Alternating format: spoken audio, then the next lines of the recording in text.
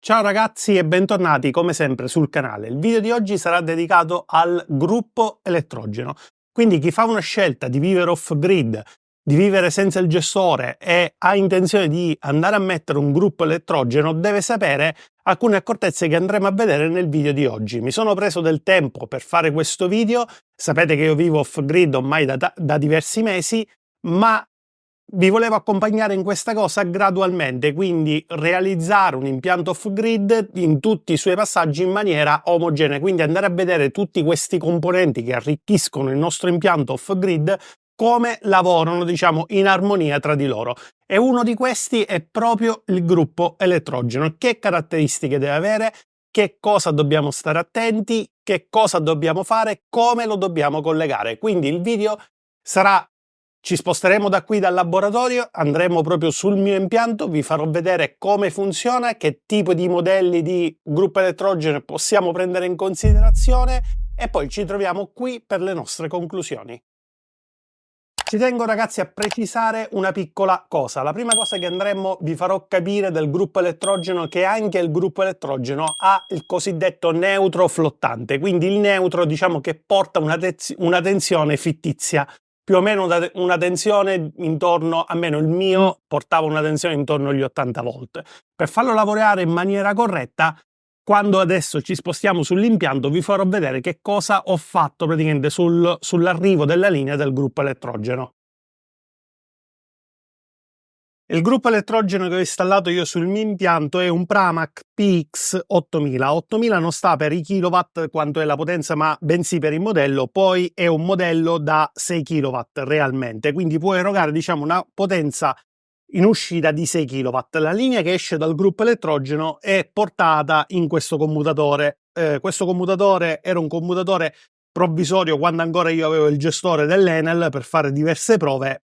Adesso Enel non c'è più, questo commutatore qui è rimasto per fare io delle altre prove. E quello che voglio spiegarvi, quando il gruppo elettrogeno noi lo avviamo non ha un neutro a zero, quindi se io vado a misurare col multimetro tra la nostra, diciamo, il nostro neutro e la nostra terra, rischio praticamente di andarmi a trovare qui una tensione. Dice, come mai dice mi trovo questa tensione? Perché il gruppo elettrogeno, come nel caso anche di alcuni inverter, non mettono a terra il neutro in maniera automatica, quindi il neutro a terra lo dobbiamo andare a mettere noi.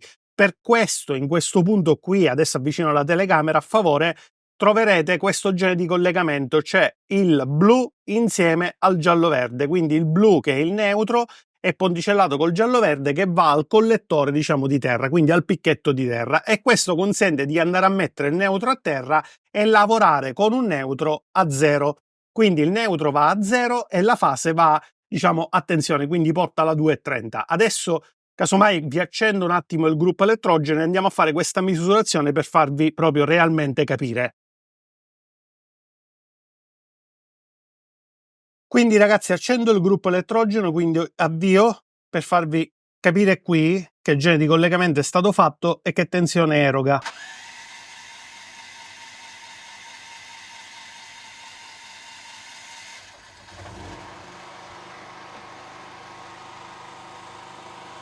Ok, il gruppo è partito, qui abbiamo il multimetro, penso che il display si veda, i numeri del display si vedono. Se vado a misurare tra un punto della carcassa, quindi del quadro che è messo a terra, e il neutro, mi ritrovo 0.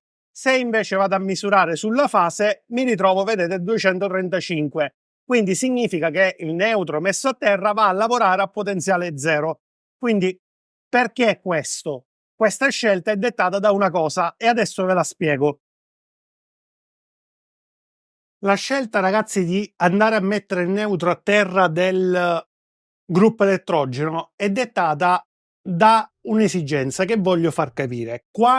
Quindi seguitemi in questo ragionamento, quando noi andiamo a caricare le nostre batterie, quindi il nostro accumulo fotovoltaico nelle giornate dove ovviamente c'è scarso approvvigionamento da parte dei pannelli fotovoltaici, dobbiamo utilizzare questo ragionamento, ragazzi, vale per tutti gli inverter. Dobbiamo utilizzare gli inverter Quindi l'inverter che cosa succede? Non diventa più come lo conosciamo noi, che preleva energia dalla batteria e alimenta casa nostra, ma si trasforma in un caricabatterie. Infatti quando sentite parlare di inverter con caricabatterie a bordo, serve proprio a questo, nel senso noi alimentiamo l'inverter con il nostro gruppo elettrogeno, lui diventa un caricatore, quindi si trasforma da inverter a caricatore e va a caricare le nostre batterie LiFePO4. In questa configurazione il gruppo elettrogeno alimenta sia l'inverter ma alimenta anche casa.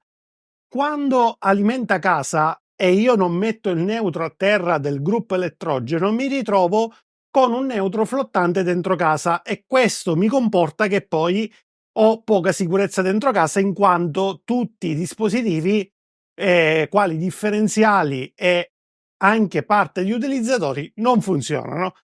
Quindi come si risolve questo problema? Mettendo il neutro a terra del gruppo elettrogeno già a monte dell'invertere. L'invertere funziona da caricabatterie, io mi ritrovo col mio neutro a terra, quindi tutti i differenziali dentro casa funzionano, tutti i dispositivi quali caldaia, piena induzione o altri dispositivi, anche colonnine d'auto, funzionano regolarmente e il problema si risolve in questo modo. Ovviamente, ragazzi, quando noi andiamo a caricare le nostre batterie, qui dentro l'inverter c'è una configurazione che va fatta, perché come si fa a far capire all'impianto fotovoltaico, quindi in questo caso agli inverter, quanti kilowatt può prendere dal nostro gruppo elettrogeno per caricare le batterie? Qui ovviamente entra in gioco la programmazione del nostro inverter. Quindi più avanti andremo a vedere questa configurazione nei Victron come si fa, ma stesso ragionamento si fa anche col Voltronic. Il Voltronic, se vi ricordate, è il parametro numero 11. Il parametro numero 11 è quello che stabiliva quanti ampere dal gestore dovevano entrare. Ma se io non ho più il gestore e a posto del gestore ho collegato il mio gruppo elettrogeno, diciamo che il mio gruppo elettrogeno è il gestore in quel momento. Quindi se io nel parametro numero 11 scrivo 2 ampere, caricherò a 2 ampere, se ne scrivo 40 caricherò a 40 ampere. Però ovviamente 40 ampere magari corrispondono, adesso butto un numero a caso, corrispondono a 4 kW.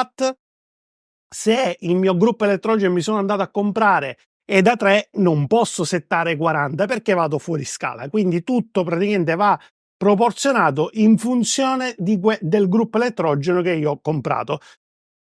Il ragionamento che io facevo e voglio fare è quello di non prendere una macchina come gruppo elettrogeno troppo piccola, perché rischiamo di non andare a caricare bene le nostre batterie, e come vi ho detto il fatto che loro fungano da caricatori significa che loro diventano dei caricatori, quindi per loro il loro carico, quindi l'inverter, il suo carico sarà l'accumulo, la batteria, però il gruppo elettrogeno sa che deve dare energia elettrica a lui, ma sa che deve dare anche energia elettrica alla casa in contemporanea. Quindi un gruppo elettrogeno piccolo, un gruppo elettrogeno da 1 kW, 1,5 kW, se abbiamo un carico dentro casa importante da 500-600 watt, ci sottrae energia da immagazzinare nella nostra batteria. Per questo è meglio accedere a potenze più grandi sul lato generatore.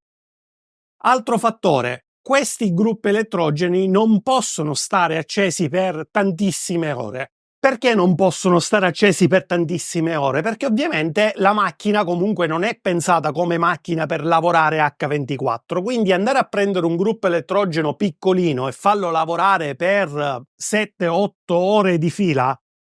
Qui, ragazzi, voglio fare una riflessione, perché sento dire spesso alle persone: a me quello che mi spaventa del gruppo elettrogeno è il fatto che faccia rumore, il fatto che deve stare tante ore acceso, e certi e altri aspetti legati a questa cosa. Questa cosa è vera in parte e non è vera.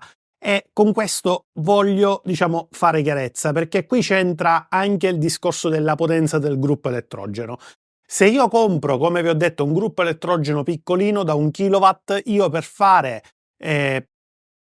per accumulare 8 kWh devo stare necessariamente 8 ore acceso. E 8 ore di un gruppo elettrogeno acceso dentro casa, cioè dentro casa no, dentro un appartamento, fuori con magari il vicinato, altre case vicino in piena notte, ovviamente diventa fastidioso.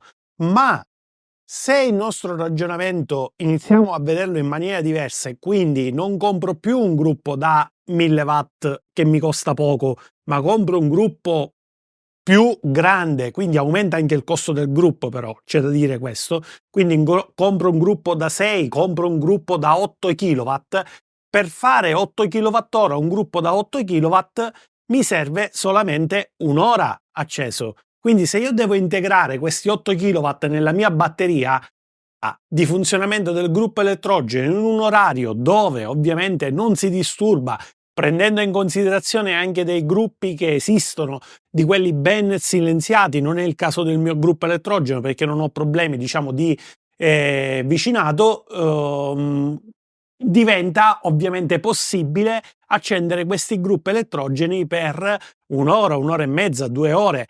Non è che dobbiamo andare a caricare, ragazzi, 50-60 kW nel pacco batterie. Io questo ragionamento non l'ho mai fatto e non lo voglio fare, perché non ha senso caricare il mio accumulo che possa essere 40-50 kW a tappo, cioè pieno. Non è assolutamente senso. Io devo caricare l'accumulo solamente per le ore che mi permettono di attraversare la notte, perché poi l'indomani mattina madre natura non la comandiamo noi.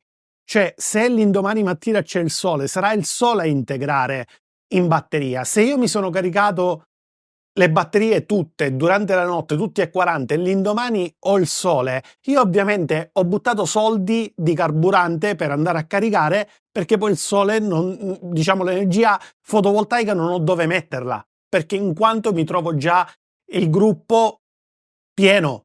Quindi andare a guardare il gruppo batterie, scusate, pieno. Quindi andiamo a guardare le previsioni meteo, quello che porta, quello che non porta, nel senso andiamoci a concentrare su questi aspetti. Quindi è possibile vivere, diciamo, con un gruppo, un piccolo gruppo elettrogeno messo magari in città, dentro un cortile, dentro una cosa più ovviamente riservata, dove il rumore può essere attenuato. Quindi non ci facciamo scoraggiare da questo punto di vista e cerchiamo di andare avanti verso una direzione energetica più autonoma possibile.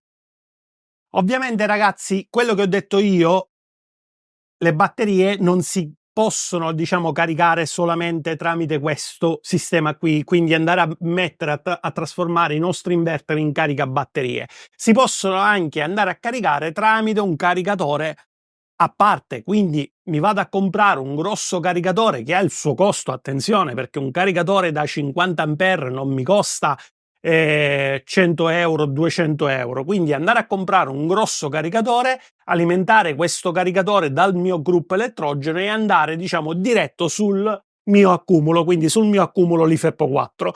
Perché quest'altra scelta? Perché magari qualcuno ha degli inverter che non hanno a bordo i caricatori integrati. Io nel mio caso ho i caricatori integrati, nell'inverter della Voltronic ci sono i caricatori integrati, nell'inverter ad esempio Deie anche lui ha un caricatore integrato, quindi perché andare a spendere ulteriori soldi per andare a comprare questo caricatore a parte se per caso col tempo si dovesse guastare, si dovesse fare il caricatore, non mi va di andarlo a riparare per tanti motivi, mi trovo dentro un inverter puro off grid senza il caricatore integrato, mi vado a comprare un caricatore a parte, come ho detto, lo alimenterò dal mio gruppo elettrogeno e con quegli ampere vado a caricare la mia batteria. I pro e i contro di questa soluzione quali sono? Che mentre che io carico la mia batteria, questi alimenteranno casa. Quindi cosa succede? Che la potenza, siamo sempre lì, il giochetto è come ho detto prima, mentre che noi carichiamo ampere nella batteria, dobbiamo anche lì in questo caso andare a limitare il carico dentro casa, perché se io mi mettessi a consumare tanto, quando il mio inverter chiamerà corrente dalla batteria, anziché prenderlo dalla batteria, lo prenderà da quest'altro alimentatore separato che abbiamo messo. Quindi dobbiamo stare attenti a queste scelte e, come ho detto prima, tutto in funzione del gruppo elettrogeno. Il consiglio che vi posso dare è quello di, quando abbiamo urgenza di andare a caricare le batterie col gruppo elettrogeno, e di abbassare il più possibile il carico dentro casa. Altra accortezza che voglio darvi, e adesso la vediamo qui sull'impianto, e vi faccio vedere un'altra cosa. Quando avviamo il nostro gruppo elettrogeno, la tensione arriva qui in questo commutatore. Prima di darla, diciamo, in pasto agli inverter, quindi in ingresso al nostro inverter, non diamola subito, andiamo a mettere un contattore alimentato tramite un piccolo temporizzatore come questo, aspettiamo diversi minuti, quindi magari un minuto, il tempo di far stabilizzare il gruppo elettrogeno, far riscaldare un po' il motore endotermico del gruppo elettrogeno, aspettiamo un po' e poi diamola in ingresso all'inverter. Non facciamo partire il gruppo elettrogeno collegato direttamente all'ingresso dell'inverter, perché alla partenza il gruppo elettrogeno può emanare delle spurie che ci può andare a guastare il nostro inverter. Quindi dobbiamo avere sempre l'accortezza: accendiamo il gruppo elettrogeno, facciamo arrivare la tensione qui in un interruttore, l'uscita di questo interruttore la portiamo qui nel nostro teleruttore, il teleruttore si accorge tramite il temporizzatore che è arrivata tensione, passato un minuto, in base al tempo che vado a programmare qui nel temporizzatore, uscendo da qui la darò in ingresso al mio inverter, così ho la certezza che io sto consegnando una 230 volt pulita al mio inverter, senza il momento di accensione del gruppo elettrogeno, che è il momento più delicato per un gruppo elettrogeno. Ora so che questo video magari poi suscita qualche domanda, ci sta, nel senso, dice: ma ha senso levare Enel e caricare con un gruppo elettrogeno? Io vi posso dire la mia esperienza. Io, vivendo in Sicilia, sono siciliano ovviamente, vivendo in Sicilia, vi posso garantire che da quando ho installato il gruppo elettrogeno, e parliamo più o meno che i primi test l'ho fatti a novembre, quindi un 5 mesi fa, più o meno 5-6 mesi fa, il gruppo elettrogeno, da quella volta che l'ho installato, il giorno che ho fatto la disdetta, che eravamo a gennaio se non erro, a oggi vi posso dire che il gruppo elettrogeno è partito 4 ore. 4 ore per poter fare dei test, cioè andare a vedere questa storia del neutro, andare a fare tutto l'automatismo di accensione. Sono stati dei test che ho dovuto fare ovviamente per diverso tempo, e questo mi hanno portato alle 4 ore di funzionamento del gruppo elettrogeno. Questo perché? Perché l'impianto fotovoltaico, il mio impianto fotovoltaico, è dimensionato per andare avanti diversi giorni anche senza sole. Si parla di 4-5 giorni, ma limitandosi anche a volte anche 6 si riesce ad arrivare. Quindi la scelta del gruppo è stata dettata e ponderata in funzione delle mie esigenze e dei miei studi che sono stati fatti, e io questo è quello che invito a fare alle persone. Se qualcuno ovviamente mi dice: io vivo in Emilia Romagna, in Pianura Padana, dove c'è sempre nebbia, dove può convenire il gruppo elettrogeno, lì mi sento di dire no, nel senso, oppure no col gruppo, magari sì con qualche altra cosa. Quindi è una cosa che va studiata e va ponderata bene, ragazzi. Quello che io posso dire che in Sicilia tranquillamente io ho passato tutta la stagione invernale senza gruppo elettrogeno, senza avviare mai il gruppo elettrogeno. Non ho avuto mai la necessità di fare ciò. Qui, ragazzi, abbiamo il pannello frontale del gruppo elettrogeno. Questa è la presa più grossa che io utilizzo sul mio impianto per inviare, diciamo, tensione al mio sistema, quindi quello che vi ho fatto vedere. Poi qui c'è la chiave di accensione. Nel mio caso non la utilizzo perché ho messo qui questo connettore qui a 4 pin che viene gestito dal Cerbo GX, quindi dal sistema di avvio automatico interno. Ovviamente questo connettore qui si può escludere, quindi se io alzo questo e giro la chiave,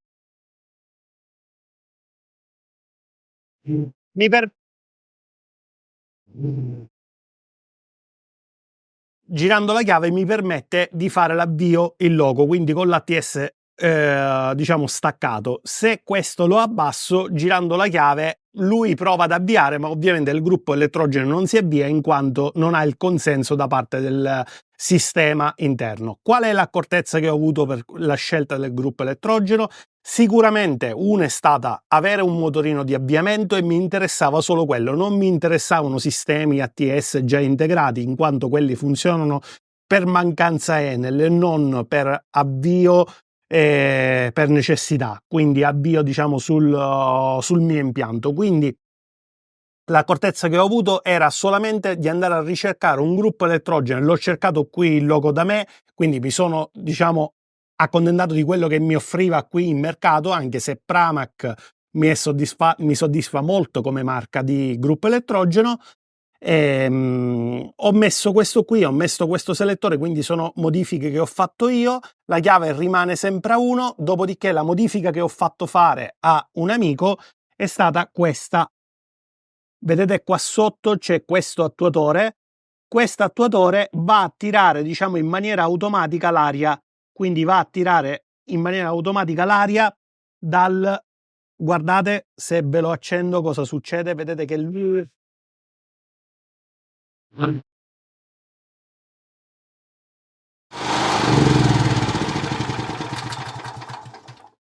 avete visto che l'attuatore va a chiudere diciamo l'aria il tempo che il motorino di avviamento inizia a girare, quindi questo attuatore è collegato col motorino di avviamento. Quando do tensione al motorino di avviamento l'attuatore si eccita, mi chiude il corpo farfallato dell'aria in modo da arricchire il carburatore e consentire la partenza del gruppo elettrogeno. Perché ho dovuto fare questa modifica?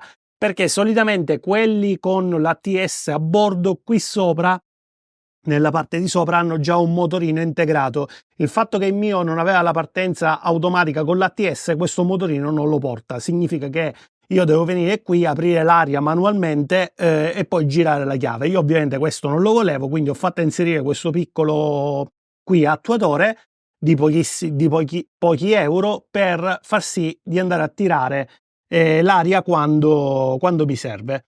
Quindi il sistema diciamo è molto semplice. Vediamo se riesco a inquadrarvelo meglio per farvelo vedere. Quindi ragazzi, le conclusioni di questo video quali sono? Cos'è che voglio trasmettere attraverso questo video? Quali sono state le mie, diciamo, ricerche per far sì di trovare un gruppo elettrogeno adatto al mio scopo? Uno, un gruppo elettrogeno di una taglia abbastanza importante e ho individuato la taglia di 6 kW che va nel mio caso. 2, avere la possibilità di avere un gruppo elettrogeno con avvio automatico, quindi schiacciare un tasto o girare una chiave e avere il gruppo che parte.